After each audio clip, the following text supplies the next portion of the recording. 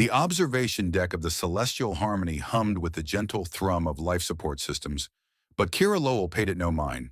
Her eyes were fixed on the reinforced Ming viewing panel before her, watching two Veltharian cubs tumble across the padded floor of the nursery habitat. The larger one, Tavi, had a synthetic prey simulator clutched between his massive paws, his needle-sharp teeth gnawing at its edge with the focused intensity only a predator child could muster. The Veltharians were apex predators from a death world 3 times as hostile as Earth. Their adults stood 9 feet tall, possessed reflexes that made cobras look sluggish, and could tear through starship hulls with their claws when provoked. The Galactic Council had classified them as a Category 5 sentient species. Approach with extreme caution, maintain diplomatic distance, never engage juveniles without parental supervision. Kira had none of those things right now. Dr. Lowell, the station AI chirped in her ear, I must remind you that direct human contact with Veltharian juveniles violates 17 separate council regulations. Noted, Kira murmured, pressing her hand against the glass. Inside the habitat, Tavi's sibling, a smaller cub named Reishi, pounced on her brother's tail, triggering a cascade of adorable snarling and wrestling that would have sent any sane Xeno running for the airlocks. Kira grinned.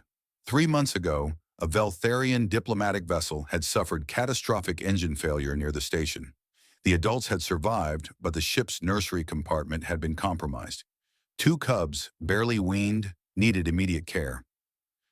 The Veltharian ambassador had been desperate, his translator struggling to convey the anguish in his growls.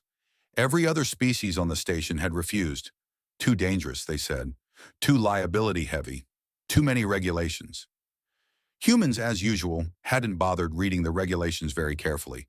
Kira had volunteered within minutes. Her colleagues thought she was insane. The council had threatened sanctions. The Veltharian parents had looked at her with eyes that held both hope and the ancestral memory of 1,000 hunts, trying to determine if this small, soft creature could possibly protect their young. She'd simply smiled and said, I raised 3 kids of my own. How different could it be? Very different, as it turned out, and yet not different at all. Inside the habitat, Tavi's jaws finally released the toy. His eyelids drooped, his massive head swaying slightly. Reshi noticed immediately and seized the opportunity, snatching the simulator away with a triumphant chirp. But Tavi's response was sluggish, his reflexes dulled by the sudden weight of exhaustion that seemed to crash over him like a wave. Kira recognized that look. Every parent in the galaxy knew it. He's going down, she whispered. Tavi's eyes fluttered once, twice. His body listed sideways, and then, with the graceless inevitability of childhood, he simply collapsed mid-motion.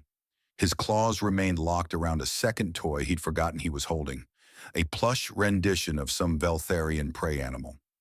His tongue lolled out slightly, and within seconds his chest rose and fell with the deep rhythm of sleep. Reshi froze, her head tilting in confusion. Then she crept closer, sniffing at her brother's face. When he didn't respond, she carefully placed her own toy beside his and curled up against his warm bulk, her purring rumble vibrating through the habitat floor. Kira's heart melted. Regulations be damned, she muttered, keying open the habitat door. Dr. Lowell, the AI began. They're asleep. I'm going in. The station AI had learned not to argue with humans. They had a disturbing tendency to do the thing you explicitly told them not to do, then somehow make it work out. Kira stepped inside, moving with the careful silence she'd perfected during countless nights checking on her own sleeping children. The cubs didn't stir. Up close, they were even more magnificent. Their fur rippled with patterns that served as camouflage on their homeworld. Their claws retracted now, but still visible beneath the soft paw pads. She knelt beside them, gently extracting a toy that was digging into Reshi's side. The cub grumbled but didn't wake. Kira covered them both with a thermal blanket, one engineered for Veltharian biology, but working on the same principle as every baby blanket humanity had ever invented. As she stood, she noticed Ambassador Kreveth standing at the observation window. The massive Veltharian's expression was unreadable by human standards, but his posture spoke of profound relief. Kira exited the habitat and met him in the corridor. He towered over her, his shadow swallowing her whole. "You do not fear them," he said, his voice a subsonic rumble that rattled her bones. "Fear them?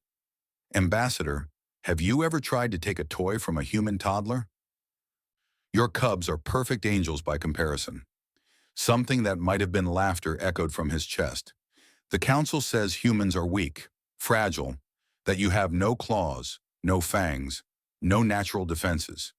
"That's technically true," Kira admitted, "and yet you walk among predators as though you belong." Kira glanced back at the sleeping cubs, toys still clutched in their deadly paws, looking for all the galaxy like any children who'd played themselves into exhaustion. "Ambassador," she said quietly, "humans didn't claw our way to the top of Earth's food chain. We didn't outfang the predators or outrun the prey. We survived because we looked at the most dangerous creatures on our world, wolves, lions, bears, and we said, those would make excellent friends for our children." Creva's eyes widened slightly. "We domesticated our predators. We made families with them. And when we couldn't domesticate something, we learned to understand it, to respect it, to coexist with it." She smiled. "Your cubs aren't dangerous to me, Ambassador. They're just children. And children, no matter what world they're from, all need the same things: food, safety, play, and someone to tuck them in when they fall asleep with toys trapped under their claws." The Veltharian was silent for a long moment. Then he bowed, a gesture of profound respect among his people. "Perhaps the Council has underestimated your species, Kira Lowell." Kira laughed. "They usually do. Now, if you'll excuse me, I need to document today's play session, and maybe grab some coffee. Watching kids is exhausting no matter what species you are." As she walked away, she heard Krevith's rumbling voice behind her. "Thank you for seeing them as children, not monsters." Kira didn't turn back, but her smile widened. That, she thought, was the most human thing of all.